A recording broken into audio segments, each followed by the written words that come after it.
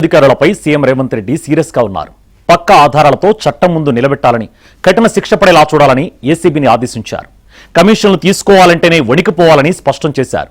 దీంతో ఏసీబీ అత్యంత జాగ్రత్తగా అడుగులు వేస్తూ పూర్తి ఆధారాలు అందిన తర్వాతే చర్యలకు దిగుతోంది.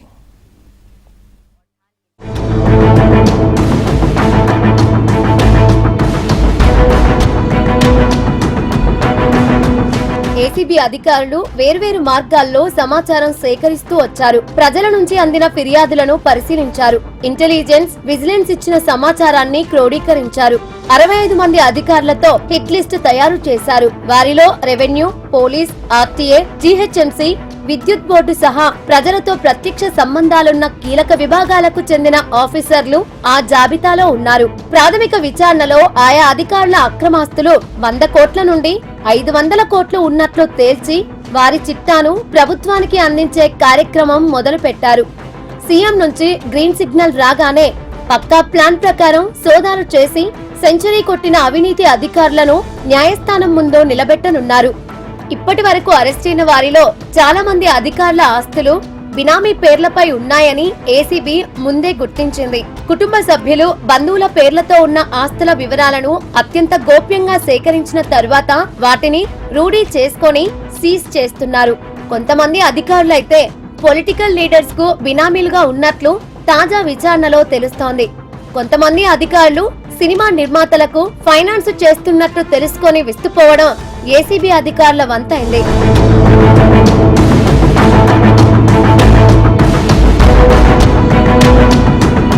గత 3 నెలల్లోనే పలు భారీ అవినీతి తిమింగళాలు ఏసీబీకి చిక్కడం చర్చనీయాంశంగా మారింది. అయితే ఈ తిమింగళాల పట్టివేత ఇంకా ముగియలేదని, కీలక ప్రభుత్వ విభాగాల్లో పనిచేస్తున్న మరో 100 మందికి పైగా భారీ అవినీతి అధికారుల వివరాలతో కూడిన హిట్ లిస్ట్ ఏసీబీ వద్ద ఉన్నట్లు సమాచారం. ప్రభుత్వ అనుమతి తీసుకొని వారిపైన ఆకస్మిక దాడులు చేసేందుకు అధికారులు సన్నద్ధమవుతున్నారు. ఇప్పటి వరకు జరిగిన దర్యాప్తు చూస్తే 100 కోట్లకు పైగా ఆస్తులున్న అధికారులే తప్ప చిన్నా చితక ఆస్తుల్ని సంపాదించిన అధికారులనైతే ఏసీబీ టచ్ చేయడం లేదు. ఈ నెల 14న హెచ్ఎండిఏ చీఫ్ ఇంజనీర్ రవీందర్ పై ఆదాయానికి మించిన ఆస్తుల కేసు నమోదు చేశారు. పట్టుబడిన ఆస్తుల విలువ దాదాపు 100 కోట్లు ఉంటుందని అధికారులు అంచనా వేశారు. HMDA chief engineer B Ravinder chief engineer గారి ఇంట్లో ఆదాయానికి మించిన ఆస్తులు ఉన్నాయని సోదాలు చేయడం జరిగిందండి. ఇందులో భాగంగా మొదట ఇక్కడ సుమధుర ఆక్రోపోలిస్లో ఆయనది ఒక flat which is the main house అండి, అది ఐడెంటిఫై చేయడం జరిగింది. అపార్ట్ ఫ్రమ్ దట్ అండి, ఇంకా ఆయన ప్రాపర్టీస్ లిస్ట్ మనం చూసుకుంటూ వెళ్తే శ్రీవారి మీడియోస్లో ఒక విల్లా ఉందండి, శ్రీవారి మీడియోస్లో. తర్వాత వాసవి అట్లాంటిస్, అందులో వచ్చేసి 3 ఫ్లాట్లు ఉన్నాయండి. 4 acres ఆఫ్ ల్యాండ్ ఐడెంటిఫై చేసాము. ఇకపోతే మస్జిద్ బండా కొండాపూర్లో ఒక 4 story బిల్డింగ్ అండి, 300 square yards మీద ఐడెంటిఫై చేయడం జరిగిందండి. అపార్ట్ ఫ్రమ్ దట్ అండి, మనము జడ్చర్లలో ఒక 7 ఓపెన్ ప్లాట్స్ ఉన్నాయి.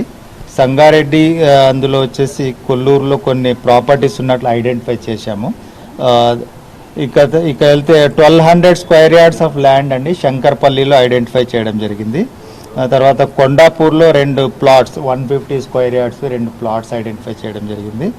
అలాగే కిస్టాపూర్ మేడ్చల్లో 2 300 square yard plots ఇప్పటి వరకు ఐడెంటిఫై చేసామండి. గోల్డ్ అయితే ఇప్పటి వరకు మనకు ఒక 1/2 kilo 530 grams gold, 4 lakhs cash ఒకటి ఐడెంటిఫై చేయడం జరిగింది. డీజీపీ కార్యాలయంలో పోలీస్ కంప్యూటర్ సర్వీసెస్ డీఎస్పీగా ఉన్న సంకిరెడ్డి భీమారెడ్డిపై ఆదాయానికి మించిన ఆస్తుల కేసు నమోదు చేసి జూలై 2న 16 ప్రాంతాల్లో సోదాలు చేయగా విస్తుపోయే ఆస్తులు, బంగారం బయటపడ్డాయి. దాడుల సమయంలో విల్లాలు, ఫ్లాట్లు, కమర్షియల్ కాంప్లెక్స్లు, నగదు, బంగారం ఉన్నట్లు ఏసీబీ గుర్తించింది. జూన్ 16న survey and land records deputy director Sunkari నరహరిరావుపై డీఏ కేసు నమోదు చేసిన ఏసీబీ అధికారులు సోదాలు చేశారు. ఆయన వద్ద 1,40,00,000 రూపాయల నగదు, 1.3 కిలోల బంగారం, 8 కిలోల వెండి స్వాధీనం చేసుకున్నారు. డాక్యుమెంట్ విలువ ప్రకారం 13 కోట్లకు పైగా ఆస్తులు గుర్తించగా వీటి మార్కెట్ విలువ సుమారు 150 కోట్లు అని అంచనా వేశారు. ఇప్పటివరకు 1,40,00,000 రూపాయలు నగదు, 1 కిలో వరకు బంగారము, తర్వాత డాక్యుమెంట్స్ ఒక 1 crore దాటి ఫిక్స్డ్ డిపాజిట్స్ బ్యాంకులలో ఉన్నాయి. ఇంకా బ్యాంకులలో ఉన్నటువంటి బ్యాలెన్సెస్ ఇంకా రాలేదు మనకు. ఈ డాక్యుమెంట్స్ కూడా ఇంకా వెరిఫై చేయలేదు. దాదాపుగా సుమారు ఇవన్నీ కూడా కలిపితే 5 కోట్ల పైనే ఉంటుంది. అదే యాక్చువల్లీ 2 లక్షల కంటే ఎవరు కూడా నగదు ఉంచుకోకూడదు వాళ్ళ దగ్గర.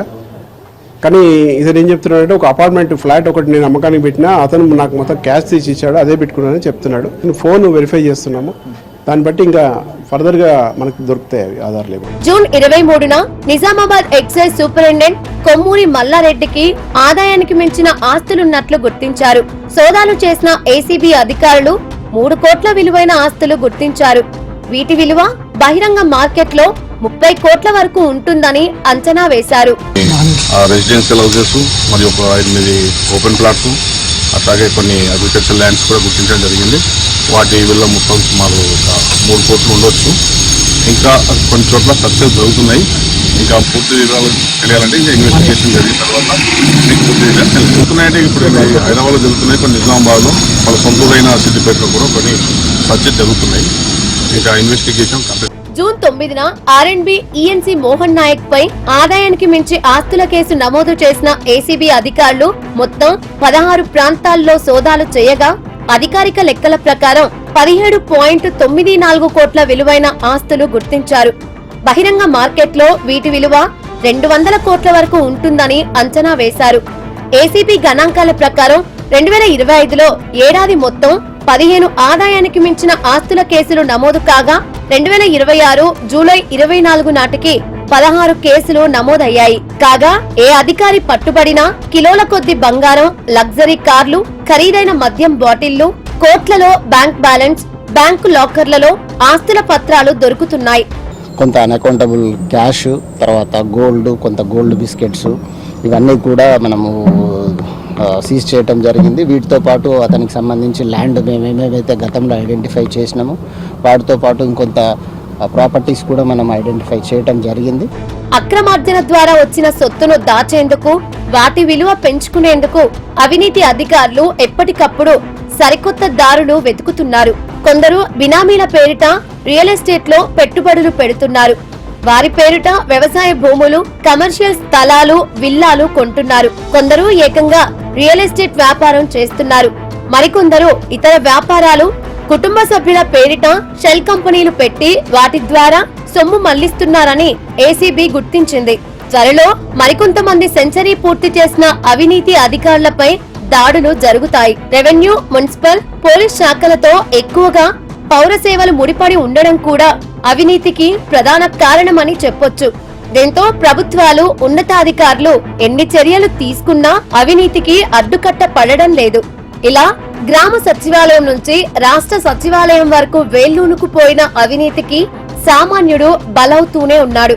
ప్రభుత్వ అధికారులు అవినీతికి పాల్పడితే 1064 టోల్ ఫ్రీ నంబర్ ద్వారా తమకు సమాచారం అందించాలని ఏసీబీ అధికారులు సూచిస్తున్నారు.